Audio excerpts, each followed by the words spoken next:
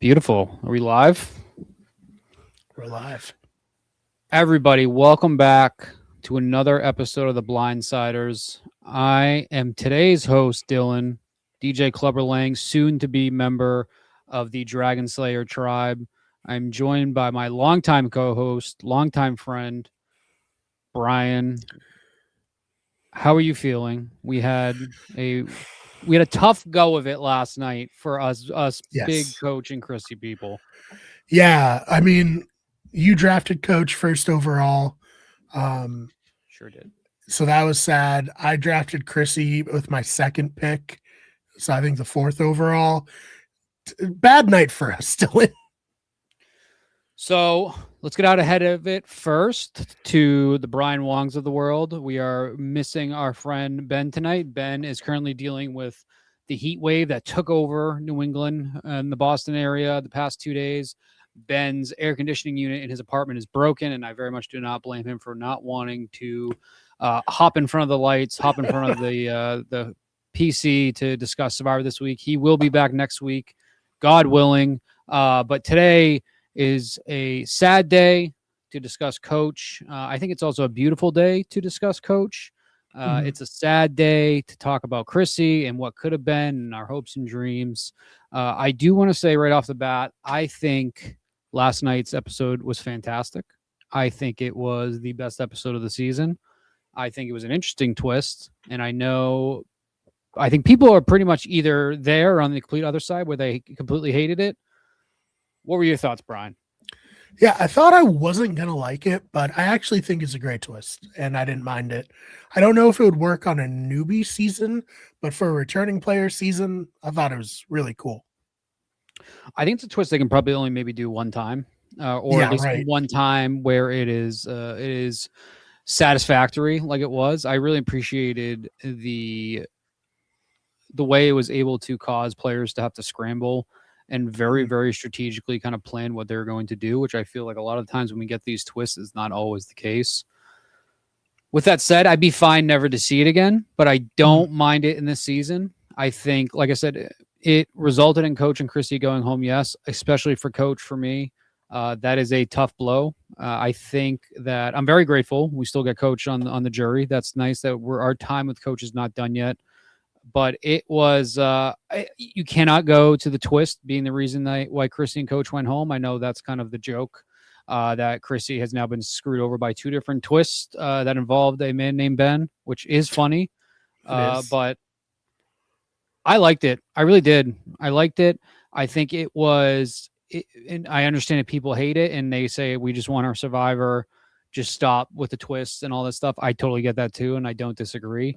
I think there is something to dislike about Suri being the one to get to kind of go away to exile and be able to come back. I understand the mixed reactions to that, but outside of Coach going home tonight, it did very much feel like this was Suri's the beginning of the full winter edit for Suri. Yeah, the beginning of the coronation edit. Like, she seems to be on another level this season. Ozzy and Rizzo have the wrong plan because let's break it down. Aubrey and Devins are kind of open to working with Suri and Ozzy. You know, they've been on the same tribe with them before, and Rizzo's kind of in with that. Whereas Chrissy and Coach are probably the two main leaders of the opposing alliance. And I know that Devins and Aubrey are in technically a different like sub alliance than Ozzy, Suri, and Rizzo, but that sub alliance is way more aligned with them. So this was the right move as far as I'm concerned. I agree. I think I don't think that Aubrey and Devins are like completely not dangerous players. I think they're in a position now where pretty much the next 2 or 3 votes are going to decide how the rest of the game is going to go. Because if Suri and Rizzo, and I'm probably still going to lump Ozzy into that as a threesome alliance. I think if Suri, Rizzo, and Ozzy are able to get their way the next 2 weeks, I have a very, very, very hard time seeing an outcome that does not involve one of those 3 winning, especially Suri. So we really are in the crunch time. I feel this is where the season is going to kind of either make or break itself. And I think that Cirie winning is fantastic. It's fantastic for the story of Survivor. We talked about it all last week. Would probably for a large majority of the people put her on the Mount Rushmore of Survivor players. I think that is really not debatable that she's at least in the discussion if she wins. I don't think that is fair to debate at all. This is not a democracy as we've seen, but it is. I can understand if maybe she's sitting on the outside in some for whatever your reasoning would be. But I think that the struggle that is going to occur now between the dwindled down 3 factions that we've talked about before of we have the, I guess we'll call them kind of like the nerd alliance, if you will, of the Emily Devons, Christian, and I wouldn't fully put Aubrey in there, but Aubrey needs them, so I guess you can put Aubrey in there. And then I think Aubrey's pretty square at this point. Before I probably wouldn't have put her in there, but I think for sure she probably is now. And then we obviously have the other side too, which is the Honor and Integrity Alliance, which is really kind of exactly the plan that they wanted here. It has really kind of completely cut the head off the snake that was the Honor and Integrity Alliance. We have Joe, Jonathan, Stephanie. That's pretty much what's left there in terms of who's like officially kind of in that alliance, right? I would even potentially put Joe more on the outskirts at this point. Obviously, because he decided. I know. Obviously, Stephanie did too, but Joe decided to vote against Coach, which was very, very surprising. I think that at least buys him time. I think there's something to discuss here with Joe and Tiffany this episode too. Two players that actually did impress me. If Ben was here, I think Ben would be saying something different. But 2 players that actually did impress me. And then we obviously have the other side, the dominating alliance, the people that are actually running the game. We have, and I guess Tiffany is a floater. I'm not putting Tiffany in any one faction. Tiffany is kind of the official swing vote at this point. I think Tiffany has a chance of staying in this game for a little while longer than I actually thought. And then the other side, we have Cirie, Ozzy, Rizzo, who are running the game at this point. Where do you see this playing? Where do you see this going from here? So I think maybe there's one more round of taking out either Joe, Stephanie, or Jonathan, but I think pretty soon it's going to become the nerds versus the what were they called? Grizz God. What was it? Yes. The I'm going for now. I forget what it was. It was, but yes, the Cirie, Ozzy, Rizzo. Cirie's Rizzo of Oz. Yeah, sure. Something like that. That's our official name for it. We're gonna get merged from that. Go ahead. I think like it's them versus the nerds, the 4 nerds with Jonathan, Steph, Tiffany, and Joe potentially in the middle. I wouldn't be surprised if next week we see one of those 4 go, but I think these are very smart players and they're looking at like, all right, I need to take out this opposing group first before they take us out, you know? The one spot I disagree with you with is I think Devons or Aubrey probably have to be a target next week right off the bat. Especially if Cirie and Rizzo want to continue staying in the middle and being able to play both sides. I think naturally next week the next tribal, they have to tell Stephanie, Jonathan, Joe, hey, we got Coach and Chrissy out. We can work together. We need to take Devons out. He has an idol. And if we need to split the votes, then we need to go. Numbers wise, I don't think that would actually work, though, splitting the votes, right? But they could say if we need to split the votes, we go Aubrey. That is where my head would be at. Cirie is a much better, much smarter player than I could ever be at Survivor, so I'm sure she is in a different place. But something I like to do when I play in these LRGs or whatever, a strategy I called like you smash the alliance and then you pick up the pieces. And that it feels like this is a good spot for taking out like the 2 power players, probably the 2, no offense to Joe, Jonathan, and Steph, the 2 more strategically minded of that 5-person group, they're gone and the other players are ripe to be picked up, Yeah, I'm trying. I'm kind of putting some faces to people right now, just so I can really fully kind of dissect the situation. Yeah, I mean, I had talked about in our group chat. I think that there still is a very, very small path forward for Jonathan to win this season. I think we're going to get into a lot of praise for Rizzo and Suri and even Ozzy. We can get into of kind of the position they're in for the rest of this game.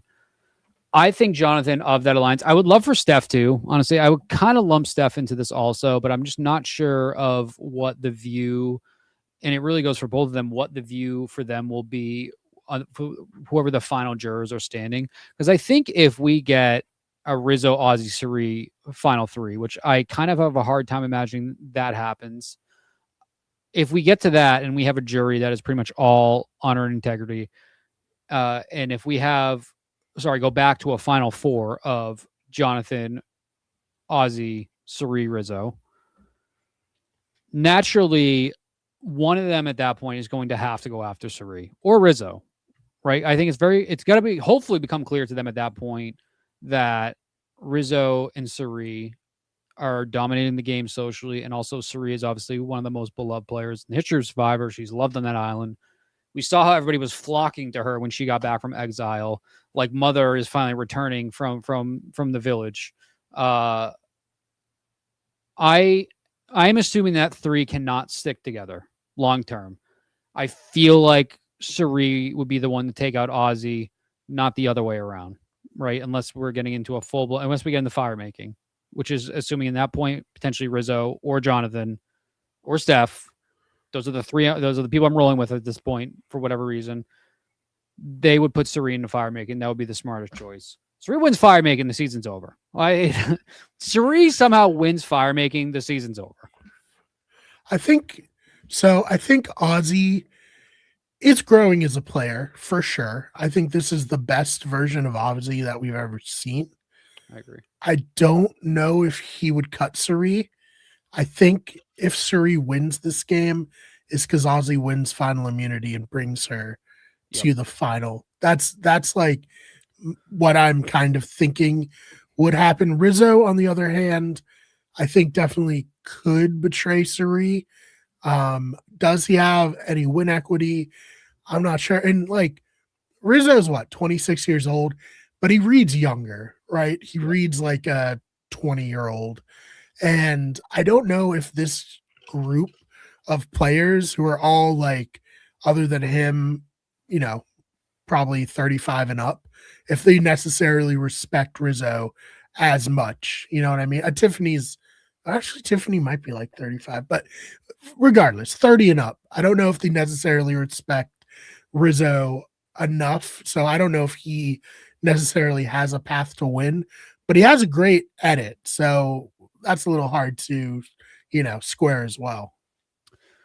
I think you have kind of talked me into the opposite direction because I was so focused on Ozzy and Suri just not going to the end. I think what you just said, it would be smart for Ozzy. I just don't know if he'll do it, Would it be smart for Ozzy to, you're saying it would be smart for Ozzy to get rid of Suri? Yeah. To cut her last moment and be like, I'm sorry, Suri. I love you. I want to win Survivor, So I agree. You've talked me into that scenario now of, if we get down to that, Ozzy potentially putting himself against Suri, which I don't think people would respect on the jury, honestly, especially with the players that would be remaining left. I don't think that they would respect, hey, let's put ourselves against a well-known terrible fire maker. Let's see how we do.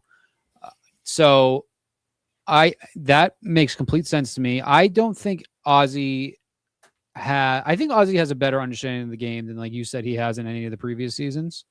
I'm impressed, honestly, with him this season. am impressed. We can go into how Coach's game really kind of fell apart there as soon as we got to the merge, and how Ozzy was able to strengthen his. I think that's 100% a valid argument. I have a whole spiel to go in about Coach that I want to save. Yeah, I think more likely we'd be looking at a Suri versus Rizzo, who's going to cut who first at the end, because the storyline, it also makes sense too. Rizzo was not able to get rid of Savannah when he needed to. Savannah went on to win. And then on the opposite side of that, we have Suri, who we saw an Australian Survivor with Suri and Parvati, and then we also saw that again when Suri and Parvati played together before too. Of that, Suri needed to be able to take out Parvati. She couldn't. Parvati wins. I think that she very well could be looking at that when we get down towards the end if she has Rizzo, saying, I know I can beat Ozzy. Rizzo is the biggest obstacle that is in my way to win this. I feel like Suri is here to win this game. And another point too, I think there are some people that are really enjoying being in this season and that have kind of accepted their place. I think that's potentially where Coach kind of rolled in here at the end, where he started to maybe accept his fate in the game. I think Suri really wants to win this game. I think it would cap off her legacy. And I think that a situation like that is going to be the difference between us saying, is Suri the GOAT? Is Suri Mount Rushmore? Or are we saying, is Suri just always the bridesmaid, never the bride? I think it's going to come down to that. Daryl, Coach was not going to win as of next week. Before that, I think that anybody, could have rightfully argued Coach was going to win. I know I was, because I'm an insane person. I think that's going to be, in my opinion, the storyline that this game comes down to. If we don't have any more twists that potentially break up Rizzo and Suri, because I don't think that they have any motivation to need to break each other up until we get into that end game, because you can say Suri is running the game, which I think she is, but she's only able to do that because of how good Rizzo has been socially. Obviously, Suri's fantastic socially. Nobody's debating that, but I'm saying Rizzo has been such a key piece to her game and vice versa in this season. Something's going to have to give with them at the end. I don't think that they can both go to the very end together. And I would probably suspect that Rizzo would lose to Suri if that was the situation, but I don't think that is a risk that Suri is willing to take. Yeah. If they did get to the final three, Ozzy, Suri, and Rizzo, all she has to say is like, look, when I left these guys alone, they were about to make a huge mistake. And the only reason they did it is because I came back from Exile Island. Like, I was the brains here. You got to give me the $1 million, Yeah.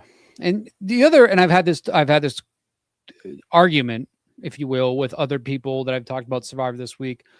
Is Suri winning like a lifetime achievement award, a pity win? I can understand how maybe on the face of it, you could say that. You cannot say that watching what she has done in this season, in this game. I think you can say, should Suri have been on this season to begin with? I think she absolutely should have been. I think you can see what Survivor has wanted to make this season a celebration of what makes Survivor great. I don't think we had to have half people from New Era, half old school players that played once. Like, I am very, very happy Suri is here. I'm very happy Coach is here. I'm very happy Ozzy's here. I'm very happy Steph's here. I'm very happy a lot of these old players that we have seen play multiple times are here, because I think it's made a fantastic season. If you're not going to get Rob or Sandra or Parv or Tony, like, you have to have Ozzy, Coach, and Suri. Like, it wouldn't be Survivor 50, or Survivor wouldn't have gotten to season 50 without these types of characters, And it's also, Suri's story is not complete. Suri's story could not have ended for US Survivor in Game Changers. If that was the case, that is as bad of an ending for as good as a player that you can have in Survivor. Other than like a Medivac, I think in terms of being idled out and you being the only choice for somebody to vote out, that is not the way that a player like Suri should go out. So I am very happy she's here. There's a lot of people I would love to win this season at this point. Suri is the top of the list by far, and I think she's most deserving too. I had this conversation with my wife. Shout out Rachel, if she's watching right now. Who we were talking about, who do we think deserves to win versus who do we think will win? I think we both agreed Suri deserves to win. Suri will win. I know my wife's a big Rizzo fan too. RIZGOD, the Riz God. I am also. I think this podcast is a big Rizzo pod, but I think the story for Survivor to this point, 50 seasons, Suri winning. She's played. This is fifth time total. Fifth American, sixth overall. Her finally winning. I know I said Coach winning would be a fantastic story for Survivor. Suri winning would be what they're looking for with 50. Do I think 50 is rigged for Suri? No. I think you're stupid if you think that. I don't think the players there on that island will be doing this. I don't think production will be doing that. I think that Cirie is just playing that good of a game and taking advantage of the game that is in front of her right now. Yeah, and like if you want to say her starting tribe was well positioned for her, Ozzy she's played with before, she's worked with before, and then everyone else I think were just one-time players, except for Jenna Lewis, but the snipes Jenna Lewis out immediately. Like there wasn't much of a threat there, but like she's still putting in this work, and I don't know how you let Cirie get this far. Like after watching her on all the seasons, I thought she was going to win game changers. I thought she was playing great before Advantage Geddon happened. She was running Big Brother up until her son ironically blew up both of their games in there. She won the traders. Like Cirie should be the first person out every time, but she's not because she's that good. Yep. And I think too, we said you cannot win Survivor pre-merge anymore. It's not, you cannot do anything in the pre-merge. You need to survive to the merge. And look what has happened since Cirie has gotten to the merge. She's completely run the game. Her and Rizzo have completely run the game. Ozzy has done everything he's needed to do for his alliance to help get them to win that game. I mean, Ozzy and Rizzo Ozzy choosing Rizzo to go with him to exile kind of put them officially on this path forward to get there. Which is why Cirie is the leader. Cirie deserves the win at this point. Rizzo deserves second place. And Ozzy, there's an argument made Ozzy deserves third because of what he's been able to do at this point. Ozzy's a key piece. I don't think Ozzy maybe necessarily deserves to win over those other two. I don't think that it's even close for that. I think that there's potentially players outside of Ozzy that maybe deserve a little bit more based on what they've been able to do. But Ozzy has been the most impactful to his alliance outside of Rizzo and Cirie for what he's needed to do. And like you said, he's matured a lot. He really has. He's matured a lot. We got the Oscar, as he wanted to say. We got Coach 4.0 and Oscar, but he has impressed me. He has. Yeah, I give him a ton of credit for, he had already decided to go one way, and then Cirie was like, "I really think this is better," and he was just like, "All right, you're right. You're better at this than me. I'm gonna trust you." And I don't know if Ozzy from Micronesia or even South Pacific would have done that. No, I completely agree. Maybe game changers, but certainly not South Pacific. Before we dive into some of the other kind of things to talk about in this episode, one thing I did want to quickly talk about, Tiffany. Tiffany won me back this episode. I think I was very down on Tiffany last episode. I pretty much all but said I don't know why she was chosen for the season. Her gameplay has not warranted it.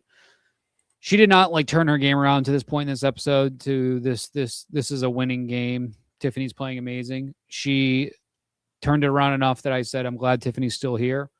I think her and Joe teaming up, if that stands, I like that a lot. I think their win in the challenge was awesome. I ruled them out the second that they couldn't get through the birdcage, which, by the way, I did the birdcage at the watch party. Very easy with one person. I can see how it's incredibly difficult with two people. One person, simple, go up the slot. You go quick. It's a mental game in the fact that you don't have to overcomplicate it. Two people is very tough. It really is. So I know it wasn't like a challenge that people were on for hours, but it's much harder with two people than it would be with one. Cool win. Joe turned around a little bit for me too. I think this is where me and Ben would kind of begin arguing. I don't think Joe is all of a sudden on a winner's path at all either. I think seeing Joe kind of slightly break away from the Iron Sharpens Iron, the Honor and Integrity Alliance, and start to do his own thing here, get a little bit more screen time. Tiffany getting a little bit more screen time. I liked it. I like that we're starting to spread around the stories a little bit more. We spent a lot of time, obviously, with Cirie and Rizzo at this point. We spent a lot of time with Christian to this point. It's nice to start seeing more of the players like Tiffany and Joe. I like what they brought to the table this episode. Yeah, I thought, Tiffany's in a good spot in terms of she had no connections left, maybe Aubrey, but she's somebody who's smart and a good player and someone you want to scoop up. And both Joe and Ozzy have put that out. Which way will she go? Still remains to be seen. Joe is someone I can see Cirie being we should bring him in now that his like main guy's gone, because Joe's a very loyal person. I know Daryl says that Joe voted for coach, even though he said he wouldn't.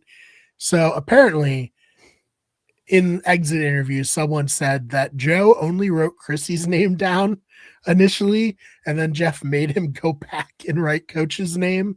So he tried to get out of it, but he wasn't able to.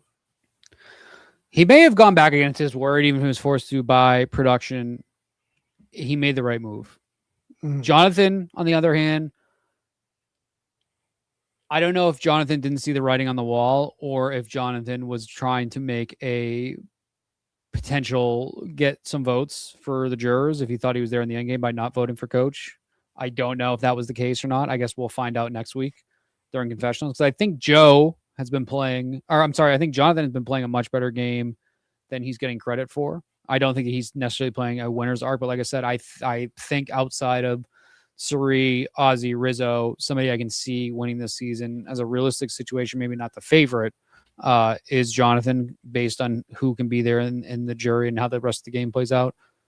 Not really a spoiler. Apparently, this cast is not friendly with each other after this season. And it seems like coach of all people is somewhere in the middle, or his coach is like somehow one of the more liked players that came out. I saw a video of the concert what coach does with Ben that Tiffany came out and sang on stage with them, which I thought cool. was cool. So I don't know what that means. I don't know what that means for the end. I don't think, like I said, I don't think that's a spoiler. That could all be nonsense. But that's just what I heard. I think with any of these all-star seasons, you just have to expect that you're going to burn like all these bridges with people if you vote them off. Like everyone was to some degree, some to a very heavy degree, the star of their original season, and everyone wants to be the star of this all-star season, but you can't be, and only a few people are going to be that, and that's going to bruise some egos, you know? Yep, sure. The game is going, and especially Rizzo, Suri, Ozzy, if they don't all take each other to the end, it's going to get nasty, especially with a lot of the old school players. They're not so cool with, yeah, that's just the game. Like, these people are coming out for their third, fourth, fifth time to play this. They want to win. Players that have never won before. I think that this means a lot to them. I'm not saying it doesn't mean a lot to the players like Rizzo, like Emily, like Tiffany. I think it means a lot to them, but I think it means a lot more to the players that this has been like their entire life. Their entire life is Survivor because the Survivor gave them the life that they currently have. So yeah. Or even like Chrissy, who like you thought, oh, she's a slam dunk to come back, and then she had to wait years to come back. You know, and not only that, like she was screwed over in her last season, felt like she was potentially robbed of a win, which a lot of people, including Brian, would agree with, that she was robbed of a win. I think I probably am at that point too. I know there are a lot of Devin people out there. I don't know. I thought Chrissy should have won, but you know, it's whatever. It doesn't matter. Ben ended up winning, so does not matter. And then he got made to look like a fool in Winners at War, unfortunately. Yeah, I wonder if production in that moment regretted any decisions they made on heroes, healers, and hustlers. Do we think it has any, the reason this season's been so great, and like I think that this is far and away been the best season since David versus Goliath, which is not saying a lot, but I think this is arguably the best season we've had since Calrung. Like, I think there's a top B that this is like this more than David versus Goliath for different reasons. It's up for debate, in my opinion. I think it's a really great season. And I've seen people being like, oh, this boot order is so bad. It's like, would there have been a good boot order? Like, you like all these people, you're going to be upset. Yep. Well, you just got to like accept. And it can't get worse. Like, I like Winners at War. I think I probably like Winners at War more than a lot of people in the like super fan community. But like all the old schoolers going out immediately on Winners at War was horrible. And we're not getting that here, you know? I like Winners at War. The boot in Winners at War is terrible. I like Winners at War because Tony won. Let's be honest. I do too. I feel like I'm a little bit higher in Winners at War than a lot of other people are. The boot order in Winners at War is tough. I think it's especially tough when you have Natalie go out first and then be there to take. I think did she take? Was she second? Right? Didn't she got a vote? She got a vote, right? She got Tyson and Jeremy. Yeah, for sure. She maybe got like 4. It was like 11-4 or something ridiculous because that jury was the entire cast minus Sandra. And I think too, it is Edge of Extinction relevant to Devon's too. Bad winner there potentially because of those reasons also. So I would have preferred Devon's winning. Like I didn't love that Devon's came back in and won, but then when Chris came back in and won, it's like, okay, well, I really would have preferred that Devon's won. My personal preference, though, the person I think who played the best and got the most screwed from Edge of Extinction was Victoria. I think without the Edge of Extinction happening and everybody like coming out and being like Victoria's playing like the best game, she probably gets to the end and wins. So I think it was unfair for that, you know. So it was Jeremy Parv, Boston Rob, and Tyson who voted for Natalie. Did Rob? Because I thought Rob voted for Tony because he did that speech like you almost did the perfect game, but you didn't get this guy out, and then he like opened his vote for Tony. No, I think it was Boston Rob. Where's Daryl? Daryl, get on the. Daryl, can you fact Daryl, get in the chat. You're. Who are the 4 votes? Who was the 4th? Yeah, Rob voted for Tony. Daryl says. I remember the confessional because he like played it up a bunch. It was. This is our tangent for the episode. It was Parvati, Tyson, Jeremy. Who was the 4th? Because it was a 12. It was a 12-4. 12 was it 16? Yeah, it was like 12-4 or something like that. Who voted for Natalie in Winners at War? Survivor Wiki. All right, pulling up the Survivor Wiki. Bad radio. Bad radio. This is not great. Brian Wong has shut the podcast off. Ethan, yes, thank you. Thank you, Ben. Yes, Ben.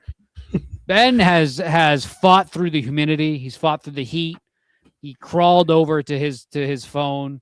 You probably heard this on in the background when the poor guy is just like with a pack of ice on his head. It was Ethan. Thank you very much, Ben. Shout out, Ben. I gotta help these idiots out. This is what we're missing without our host, without the guy that keeps us on track. Exactly. I forgot about Ethan as well. So Boston Rob, Ethan, they're all pals. Tyson. I completely lost where we were once again. Now that I know that Dad's home with Ben here watching us, I feel more nervous than I did at the very beginning of this, hosting my first podcast in a very long time. Shout out, Ben. We were talking about how this has been a decent boot order, especially compared to Winners at War, our last All-Star season, and that season 50, in our opinion, has been a very good season. Best since David versus Goliath. And that does remind me, if you like talking nonsense and you like hearing me and Brian's voice for whatever reason, we have another podcast that we do, just Brian and I, called, we're on the 3rd or 4th or 5th name now. We are currently called Wicked Good Show. We have not done an episode in over a year, I believe, right? I think we actually did it. I think it's been over a year. It's been a while. I think it was potentially maybe last June. I think it was before. I think it might have been 2 years ago. I don't know. Brian and I have always wanted to do another podcast there. Daryl, if you like anything outside of Survivor, Brian and I probably talk about it on that show. I think we should maybe start doing this more often. Let's bring it. Maybe that could be our summer show. We got nothing else going on outside of probably House of the Dragon, which we have another podcast for. Shout out, Brian, if you want to plug that. Yes. Pack of Mics and Fire, where we cover all the Knights of the Seven Kingdom, House of the Dragon, any kind of other Westeros show is there. You can find it on the Better Radio channel. I'm going to get us back on track now because whenever I record this podcast, I think about what is Brian Wong's thought as he's listening to this. Brian Wong, longtime fan. Brian Wong listened to, I think Brian was our first actual listener on when it was Brian and Dylan Take on the World. Almost certainly he was. So Brian Wong, kind of a legend of the Better Radio, Wicked Good Everything kind of family. Let's get back on track here. Let's get back to Survivor. Sorry about the tangents. We've talked Cirie. We've talked Aubrey Devins. I guess real quick on Devins' idol play, if you want to get to that too. I would love to talk about the idol. I am not a big Devins guy. I sometimes find him annoying. I think Edge of Extinction is not a good season. I think he was fine in that season. The one thing I can always appreciate about Devins is that he likes to make good TV. I think he enjoys it. You know, he's somebody whose professional job involves TV. So he knows what the people want sometimes. And I think I said earlier in the season, I very much appreciate the enthusiasm of having fun in Survivor that Devins and Christian were having at the very beginning when they planted that idol. Was not sure how it was going to play out. I think not only did Devins play it as perfectly as he probably could have in this scenario, I think it was super entertaining. This whole episode, top to bottom, I found very entertaining and intriguing to watch, which is why I think this season's been so great, even with a twist that we don't like. I think Devins, I have to give him his props. I think it was well played, well done, well executed. I think it was funny to watch. Just everything about it that it created after was fantastic. I might sort of be a Devins guy now. I don't know. Yeah, no, I like Rick Devins a lot, and I do think this was probably the right spot to pull this out. I don't know 100% if the votes were going to all come down on Rick and Aubrey. I don't know if he saved himself, but he certainly put the nail in the coffin for Coach and Chrissy. Yeah. So when we get on to more about Chrissy and Coach at the end here, which I feel like is a good way to end this episode, kind of talking about them. I'm not 100% sure.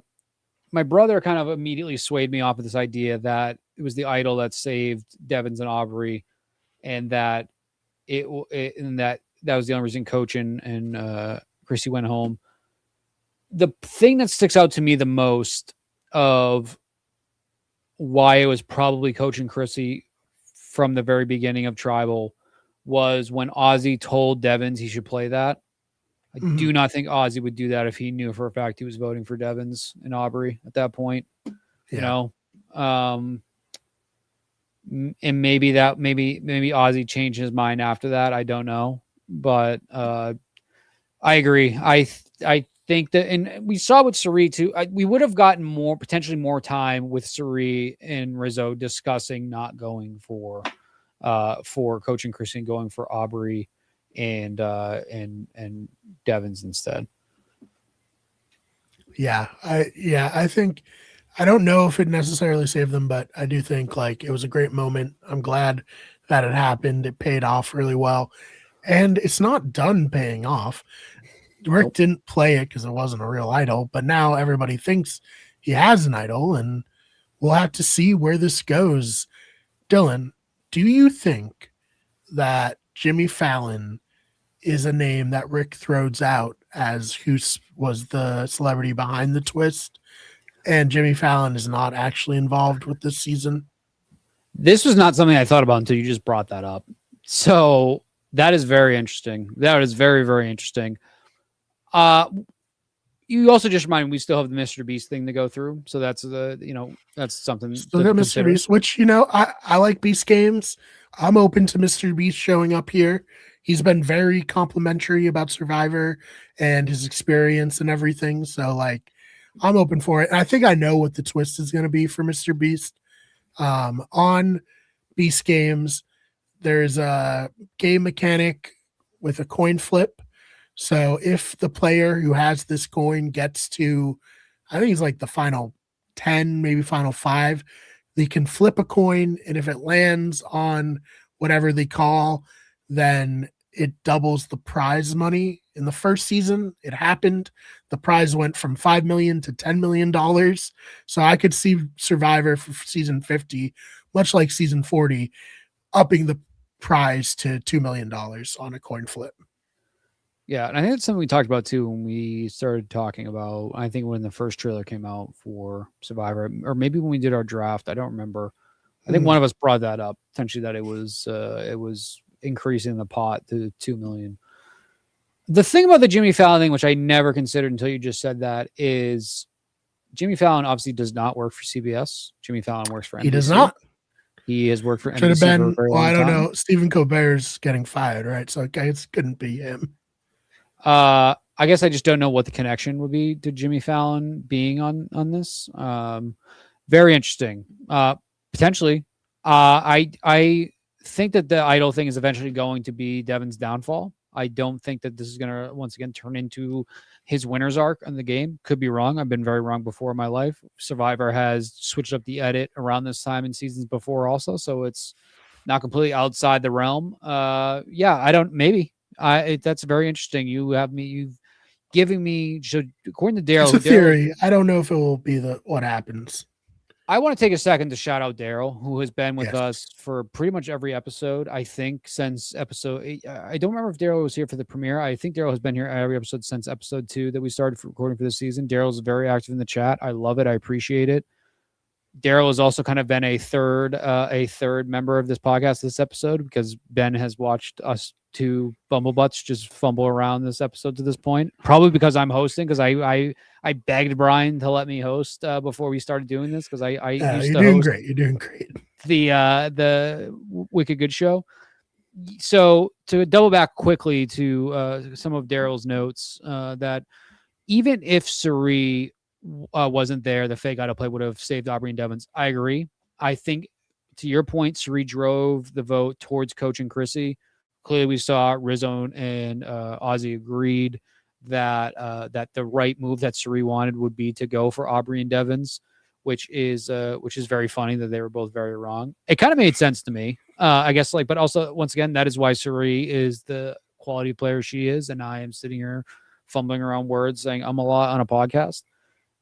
I think I think that is also another indicator that maybe it was Coach and Chrissy all along, which is I'll get into Coach and why I'm very happy with the way it ended for him, even if it wasn't winning. Anyway, Jimmy Fallon is the one who came up with the idea to have that box that trial with the Boston Rob and Sandra were hiding in the island. Okay, so Jimmy Fallon apparently does have a big love for Survivor, very involved. That is cool. Jimmy Fallon's cool.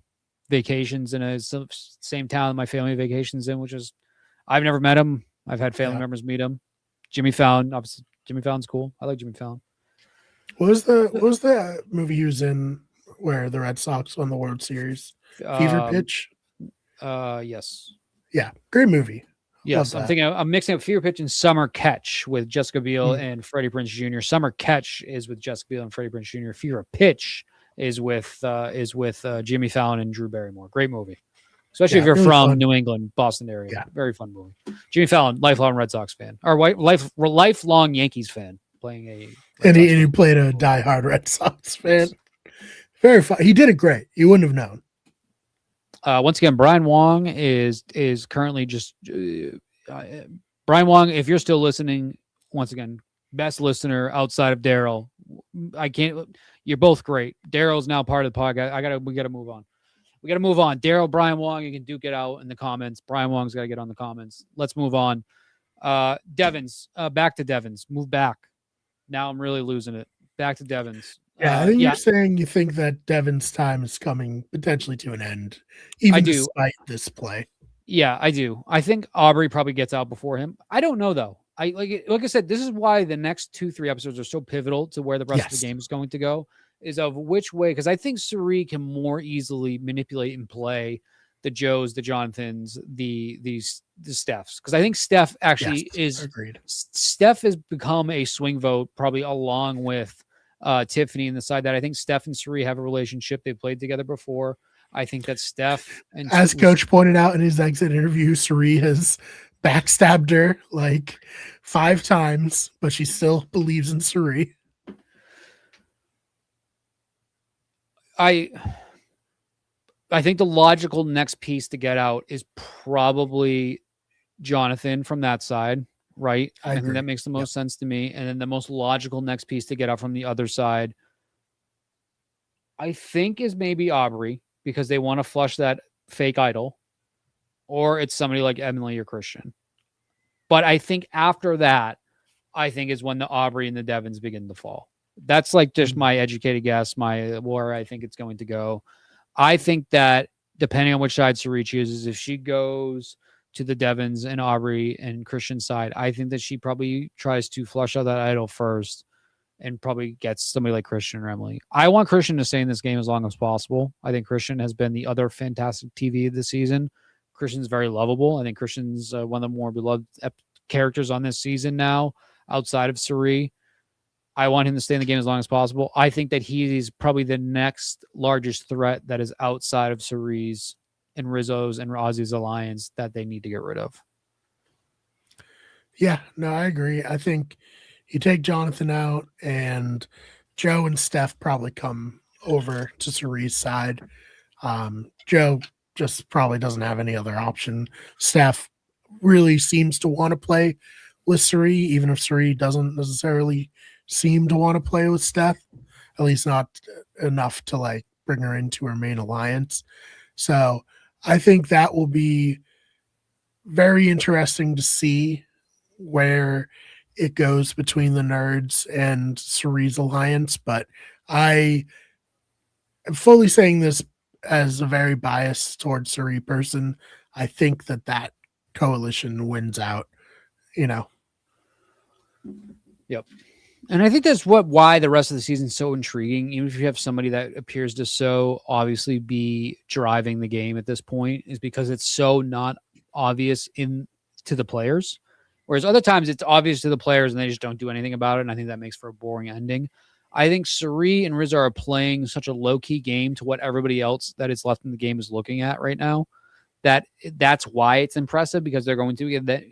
As long as assuming this all plays out in their favor, which I really do think it's going to, or else, like Ben said, I don't know what the edit's doing. I think watching them pick people off one by one and the players slowly start to put it together and realize, oh, we messed up.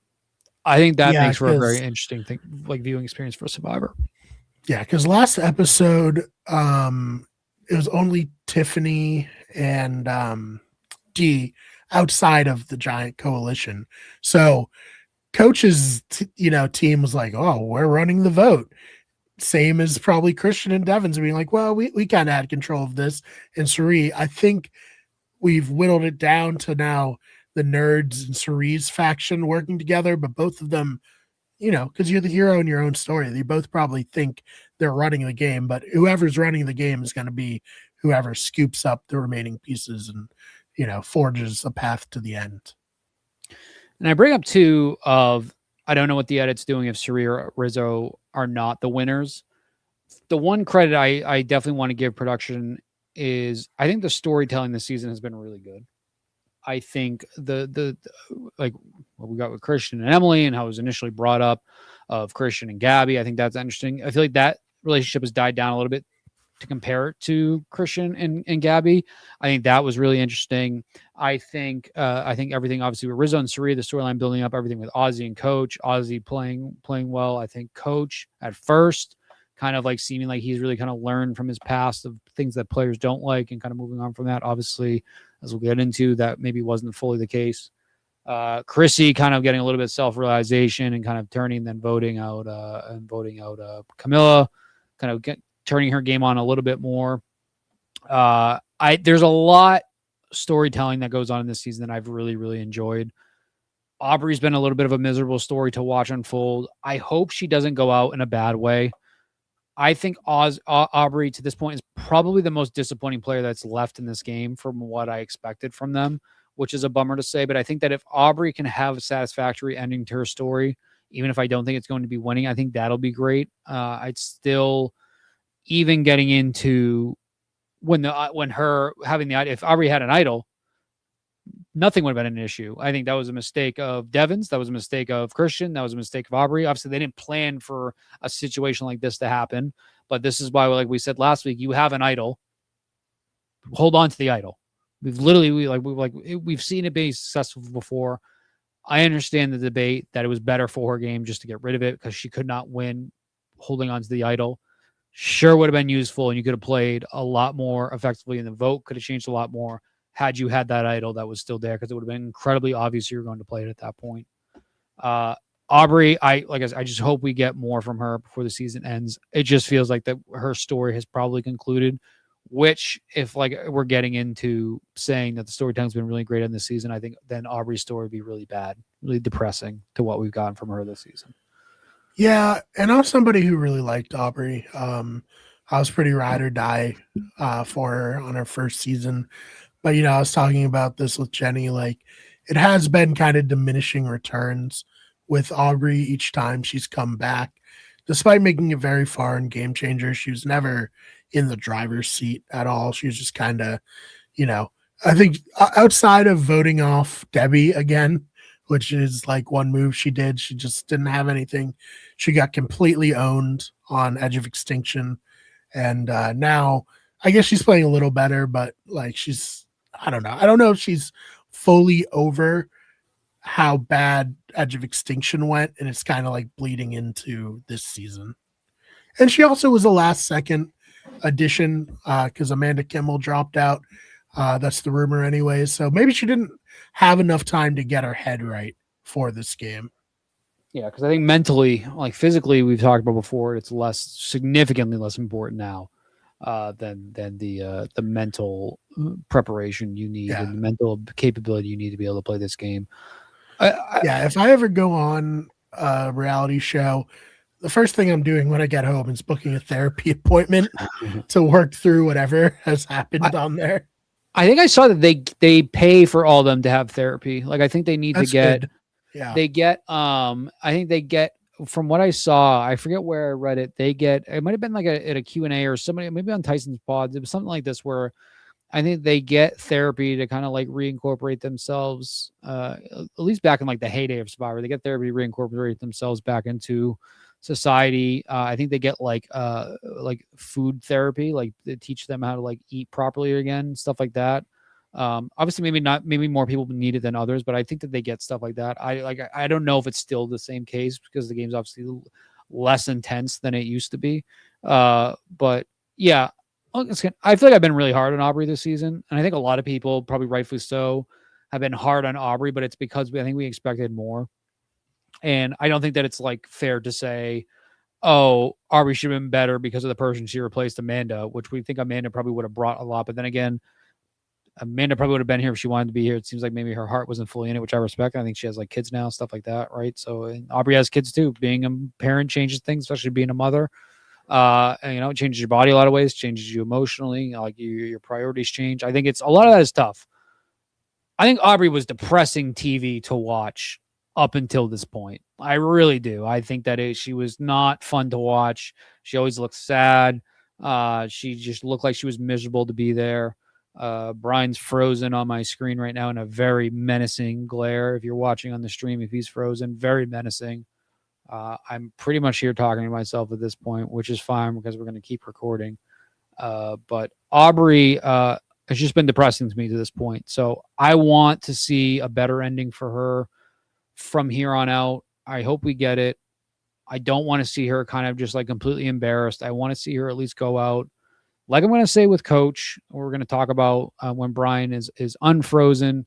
I want to be able to see her go out in a better way that she kind of deserves. But Survivor is not always a fair game. You don't always get what you want out of Survivor. So hopefully that is not the case for Aubrey. I am currently here all on my lonesome because we have lost Brian to technical difficulties. Ben or Daryl, if the stream is still actually going, fantastic. Please comment because I have literally no idea if it still is or not. While we wait for Brian to get back, I do want to discuss some fun things that we have coming up for this show. One of which is especially, I have just received my email from the Dragon Slayer tribe. that I'm going to pull up and read while I'm searching to see if this show is still going. Pulling up better radio. Are we still live? We are still live. Fantastic. Great.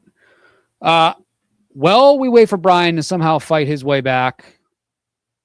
While I was sitting here talking, right before Brian cut out, I received my email, my first official email as part of the Dragon Slayer tribe, which on Monday at 5:45 p.m. Eastern time, I will be getting on a Zoom call with Coach. For sure, we'll quickly bring up what happened this week. Kind of more so just say I love to watch him play, and I am glad that he played his shot in the dark at the end. But the first email I have received as a member of the Dragon Slayer tribe goes as this. You're on the list now. Before I send you anything else, I want to be straight with you about what that means because I don't think you should have to guess. I'm not going to email you every day. I'm not going to flood your inbox with countdown timers and flash sales and subject lines designed to make you feel like you're missing out on something. You'll hear from me when I have something worth saying. That's the deal. Here's what's coming over the next couple of weeks. I'm going to tell you how the Dragon Slayer name actually started and why it's more than a survivor moment.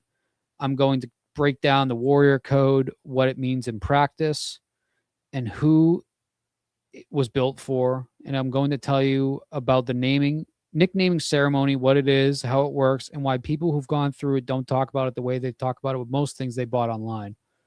So this is kind of turning into a don't have buyer's remorse email, but that's fine. Love the coach. No pressure on any of it. Read what interests you. Skip what doesn't. I'm not keeping score. Zero chance he wrote this. The only thing I'll ask right now is don't go passive. You found this list for a reason. Most people who subscribe to something open the first email, forget about it, and wonder what 6 months later why nothing in their life looks any different. You're here because something you saw made you pay attention. Hold on to that. More to come tomorrow, Dragon Slayer. And then shortly after that, it's followed up by a recommended for you, and it is a direct link to the coach shop that is on DragonSlayerCoach.com. And it is a link to shop bestsellers, and it shows the only 4 things that are for sale. So that's fantastic. So come Monday, like I said, 5:45 p.m. I'm back. Will be recorded. My phone is a hot spot. I'm sorry about that. It's all right, Brian. I was just filling some dead air while you were here. We're still recording. I was reading the first official email I just received shortly before you cut out from the official Dragon Slayer tribe of what to expect. It basically said that this isn't just any old newsletter you receive in your email, and then it linked me to the coach shop on DragonSlayerCoach.com. So love that. And I was reminding everybody, Monday, 5:45 p.m., I will be talking to Coach. It will be recorded. Unless I have to agree not to use it for anything like podcasts, we will include it on a podcast, probably towards the end of an episode, just so everybody can hear how the conversation goes. But I'm very, very excited for that. I'm very excited for that too. Obviously, when you do it, since you have limited time, don't be like, welcome to, just go right into it. Ask anything you want. It should be very fun. But yeah, I think when I left abruptly, again, apologies for that. We were saying that we were disappointed with Aubrey, and yeah, we'll see how the rest of the season goes for her. But yeah, it doesn't look like she's going to win unless she somehow completely turns the Jets on from here on out. I pretty much said I just don't want to see her go with egg on her face. I want to see her be able to go out, because assuming this is the last time we see Aubrey play, I want to see her be able to just not go out and be embarrassed. Which I feel like now that we know we're on a little bit of a technical restriction potentially with you, we can usher into kind of just talking about Coach and Chrissy at the end here. Chrissy, I think that Chrissy did go out with egg on her face. I don't think that Chrissy looks very good after this. I know it's very easy to point to Chrissy being tied to Coach the reason she went out. I actually think a large majority of the reason Chrissy and Coach were gone is because of Chrissy. And I think that targeting Rizzo to Sari at the very end of this, when she kind of did the exact opposite of what she had told Coach to do, which was lay low and just let things unfold. I think that was the official nail in her coffin. Like Daryl said, Sari drove the vote completely to Coach and Chrissy. That was pretty much it. I think that was it, and that was probably what decided how the votes were going to go before Tribal Council. Yeah, I think getting Coach out, great to break up that alliance. Getting Chrissy out, great as the strategic mind of that alliance, right? Yep. Yeah, Chrissy, great move getting out Camilla. That was the right move. I think everything else with Chrissy this season a little tough. Once again, it's not like this embarrassing way to go out, especially when it's involved with a twist like this.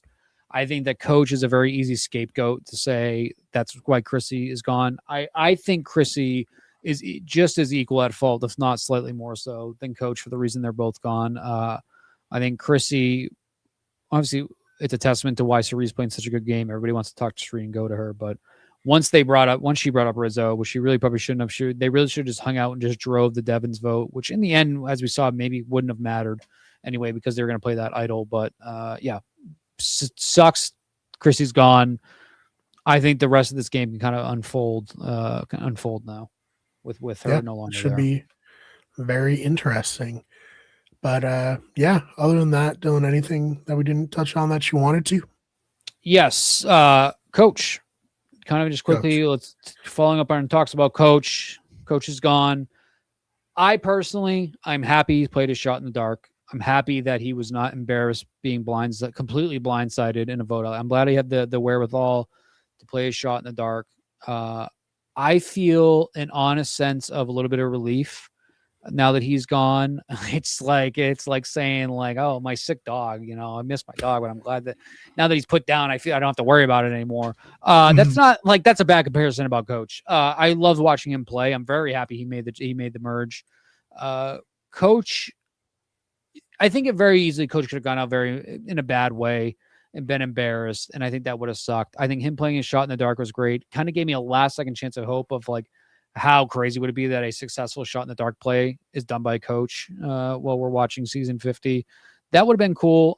He seems at peace. I'm at peace. Also seemed like maybe he was kind of done with the game in some sort of way. Like I think Coach is just having fun. He kind of admitted it finally that he loves to be the center of attention when Chrissy told him to be quiet. And like, that's his whole thing. So that was nice. I think that was a little bit of Ben talking, not Coach Dragon Slayer. I will miss Coach. It's sad, but I feel relieved because I feel like the game now can move on a bit and move in a different direction. I had very high hopes heading into the merge that Coach is going to be able to play a very good game because he looked like he was playing a very good game to that point. Like Ben said last week, he had not gone to Tribal yet. And I think once we saw what happens when Coach needed to go to Tribal, things went south very quickly. So game-wise, sucks. Sucks to lose Coach. I wish he was still here. But I do feel relieved. I feel like the game can kind of move on naturally now. I think that Jonathan, Joe, Steph can kind of move on and play their games, even if they're in a bad spot now with Coach and Chrissy gone. They can kind of move on and play their games. And I think the rest of this game will be better for it now that Coach is not there. But Coach will still be on Tribal. I think, we'll get a great final Tribal by Coach. I am looking forward to that. But it does very much feel like a part of Survivor history, and a part of why I love Survivor has kind of been sunsetted, which does make me a little bit sad. But I will also literally be talking to the guy in 72 hours, so that's pretty cool. You know what? You just gotta think of it as like you got a little bonus Coach here on season 50. Like South Pacific very well could have been the end, the last season, and we got 8 more episodes of him, and then we get him on the jury. So, it was nice to have him here. Very much. He seemed grateful and genuine when he said that he took a lot out of that experience, and like I think it helped him heal a little bit from South Pacific, which is great. Probably from Heroes versus Villains too, right? I mean, really, probably his whole entire Survivor journey. This allowed him to heal and just have fun. Clearly, he wasn't taking himself super seriously. I think that's kind of like was giving me a little bit of relief too. Not frustration, but relief that like I said, I think that he understood his time was ending and maybe he played into it a little bit more. I will miss the Dragon Slayer. I am part of the Dragon Slayer tribe now, though. I will be part of I can't wait to see what he gives you for a nickname. That's the other thing too. I am going to be getting a nickname. So like that, I'll have that forever. Definitely going to take advantage of my PlayStation, change the username, and change it to whatever I got from Coach. Yeah. Oh, I love that. I think DJ. Make sure you do that before you tell everyone what it is, though. Yeah, I think sniping it. I think DJ Clubberlane might finally be sunsetted, and whatever I get from Coach is what I'm going to roll with for the rest of my life. So I do have that, but I'm sad to see Coach go, but I feel relieved for the game in that sense that I think that this game really is going to go into overdrive from here on out. I think maybe it was going to pass Coach on by a little bit. I think we were definitely missing out on some really great Coach moments that we could have gotten, which that part sucks, but we still have him on jury. We're still going to get absolute fire fits from him every time he comes out, which, by the way, D looked fantastic tonight. Once again, you forget that these people are a lot of these beautiful people that are, when they're not on the island covered in dirt and look very rough, that these are real people. And it's always one of my favorite parts of these seasons to see what these people look like when they're shaved and like cleaned up. That's pretty cool.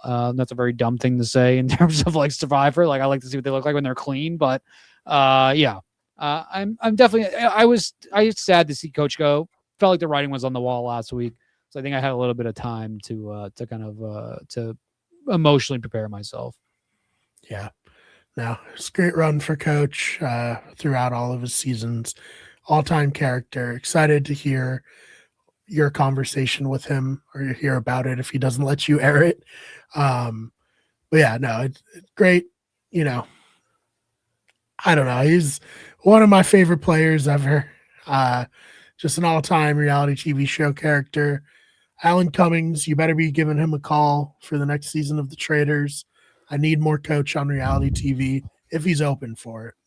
So that is the other big thing too. I feel like there's still a chance we'll see him on other shows like The Traitors. I think The Traitors. I imagine in Traitors season, him and Russell. I think that something like that is pretty fantastic. I have my Heroes versus Villains buff on. I can't really show it because the green screen just starts going crazy with it because of how much green is in this buff. I forgot how much green was in the merge buff. But yeah, Coach, Dragon Slayer. He's no longer Tidewalker because apparently he bestowed that name upon Joe. Joe is now Time Walker. Or Tidewalker. Coach is just Dragon Slayer, which is why it was not brought up at all since then. Apparently because of a cutscene, he bestowed the name onto Joe. I love Coach. I will miss him and his Survivor life, even though he's still going to be on jury. So we'll get him there. But, very happy he was in this season. I'm very, very happy we got to see him play again. I got to see him play live. That was great. So thank you. Thank you, Coach. Thank you, Survivor. Thank you, Jeff. Yes. Anything you want to plug before we get out of here? So, like I said, we have the naming ceremony next week. That's very big for me. Looking forward to that. I will be at the Survivor 50 watch party at the Wachusett Brew Yard in Worcester on Wednesday. Hope to see you there, Brian. That'll be pretty cool. I'm hoping to film some sort of content there. I'll definitely take pictures, film content. If I see like any Survivor players, I will definitely be sure to get both pictures and potentially try to get a video of them, like shutting out the pod, something like that. So rumor has it it's Johnny Fairplay and Richard Hatch. They seem to be going on a lot of these things, but I've also seen like Ethan went to one in Austin. The same people that run this. It's like kind of like a countrywide tour they're doing. So I have literally no idea who I'm going to find. If it's Boston Rob, which I don't think Boston Rob, who is a Florida resident, is going to be hanging out in Worcester on a Wednesday night. Maybe Jeremy, maybe Michelle, someone like that. Yeah. So I think that'll be pretty cool. Even if it is Johnny Fairplay and Richard Hatch, that would be incredible. Yeah, very cool. So I'm very much looking forward to that. But no, like I said, maybe this summer we're going to hop back on the pod for Wicked Good Show. I think that'll be pretty cool. Yeah, not maybe, definitely. We're going to definitely. We will find topics to discuss. A great summer lineup of movies we have coming up. I think the rest of the year, movies wise, actually looks really, really, really great. And I know we like to talk movies and TV on that show, so that's always awesome. If I see Boston Rob and Dylan Efron at a Survivor 50 watch party in Worcester, I'm going to lose my mind, as I imagine my wife will also. So, next time we have a lot to talk about. Next time we're back on the pod, Ben will be back from heat exhaustion. I will be back with a nickname and from the watch party. So that'll be a lot of fun. Absolutely. As for me, of course, check out the main channel where you get everything. Got videos going up pretty frequently on there. If somehow you're not tired of my voice after all this, although my voice is starting to go because I've been recording so much stuff, check out Those Fake Nerds. I've been doing daily videos for like a month on that channel, just talking about whatever's interesting in the video game industry happening. Wicked Good Sports, a little bit of a hiatus right now, but college football starting soon. And Dylan, we've already talked about doing a Notre Dame podcast to cover the football season. So hopefully that will go through. I'm excited for that. And then, Better Radio, where this is streaming. And we have other podcasts. Daryl mentioned From. I need to watch From. I've heard it's great. Michael from Lost is on it. Love him. So definitely need to check that out. Maybe we'll do a podcast eventually on that. But check out the History is Wicked channel as well, where I cover cryptids, urban legends, weird history stories. Just put out a video yesterday on that channel, first one in a while. So if somehow, like I said, you're not tired of hearing from me, go check out any of those, because I'm very much online all the time. So thank you so much for listening, and we will see you in the next one.